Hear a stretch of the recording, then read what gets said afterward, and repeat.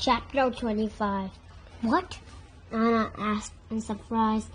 Scarves like these, Fanny Merrin said, grasping to the scarf that Anna wore, were given to a child at birth. This is one of our oldest families. Anna and Elsa stared at one another, both feeling overwhelmed. It's our mother's, Anna said. Elsa had an idea coming to her. She grabbed her sister's hand and pulled her through the bush. The others followed, wondering where they were going. The sisters rushed up to the ice sculpture of the young Northuldra girl, holding the father as a boy. Elsa, Anna said, as she touched the icy face of the girl and the scarf she wore. Elsa exclaimed the sculpture more closely. I see it. That's Mother. They turned to each other, a realization hitting them. Mother saved Father's life that day, Anna said, announcing the truth for the very first time. After a moment, Elsa turned to Yelena. The rest of the people gathered around them. Our mother was Northuldra. The silence was widespread as everyone tried to understand what they had just heard. What? Matthias asked softly.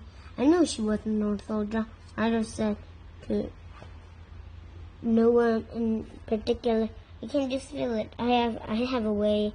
And then the wind stirred through the trees, creating a harmony of nature as it wound through the leaves and branches. The ice sculptures twinkled and glistened with a magical glow, drawing everyone's attention to them.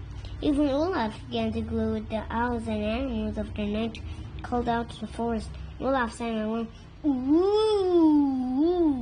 Yelena was speechless.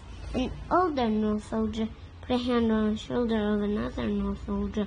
That person then reached for the person in front of him and placed his hand on her shoulder.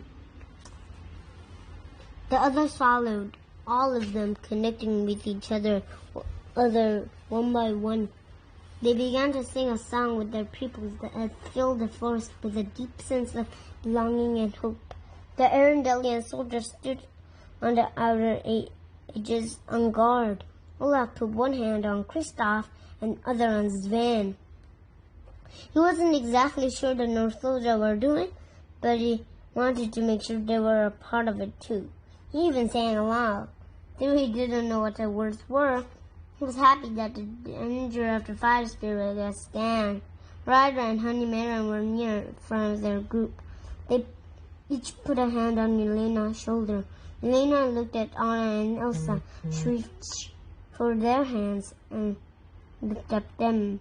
Looked at Anna and Elsa, shrieked. We are called Northuldra. We are the people of the sun, she said, accepting that these people were part of her family. Anna and Elsa nodded, filled with emotion.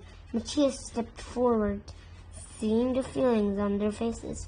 He stopped and waited. I promise you, Elsa said to Yelena, I'll free the swords and restore Arendelle. She turned to Matthias to acknowledge him as well. Anna was surprised by Elsa's promise.